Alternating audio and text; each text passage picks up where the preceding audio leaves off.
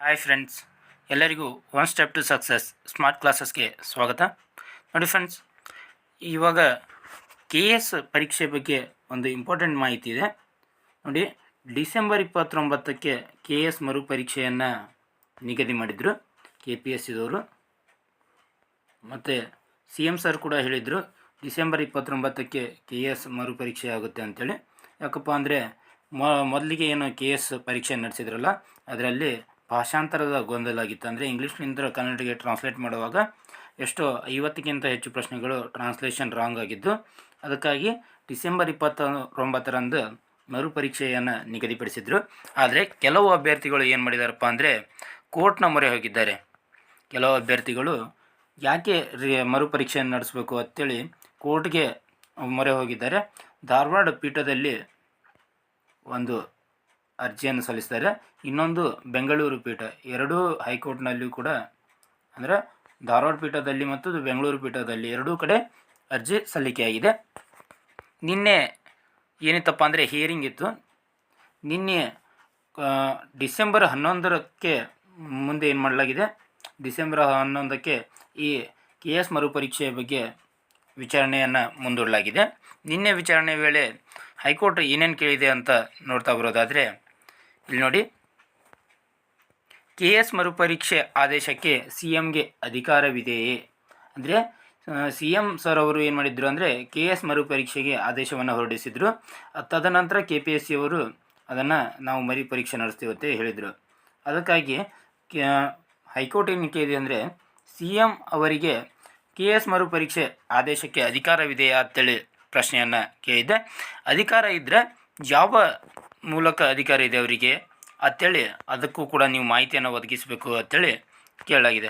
ಹಾಗಾದರೆ ವಿದ್ಯಾರ್ಥಿಗಳೇ, ಇವಾಗ ಡಿಸೆಂಬರ್ 29ಕ್ಕೆ ಎಕ್ಸಾಮ್ ನಡೆಯುತ್ತಾ ಅಂತೇಳಿ ನೀವು ಕೇಳಿದರೆ, ಡಿಸೆಂಬರ್ 29ಕ್ಕೆ ನಡೆಸ್ತೀವತ್ತೇಳಿ KPSCದವ್ರು ಹೇಳಿದ್ದಾರೆ.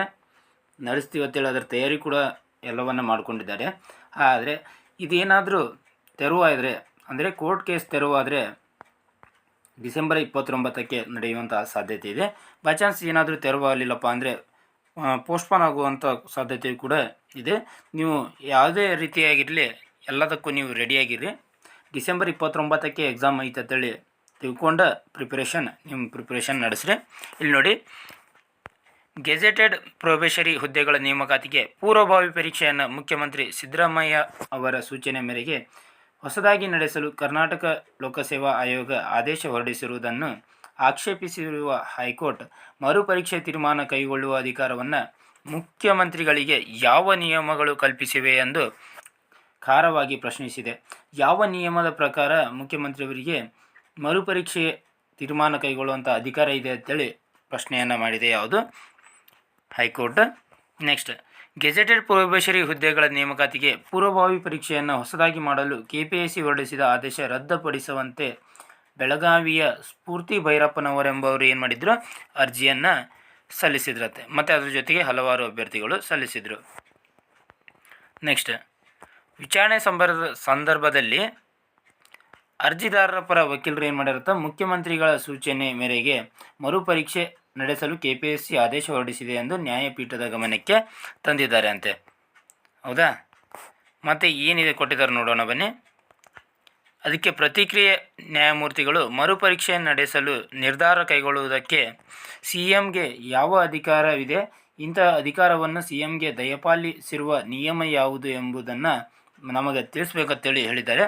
ಇದನ್ನು ಡಿಸೆಂಬರ್ 11ಕ್ಕೆ ಅವರು KPSCದವರು ಹೈಕೋರ್ಟ್ಗೆ ತಿಳಿಸ್ಬೇಕು.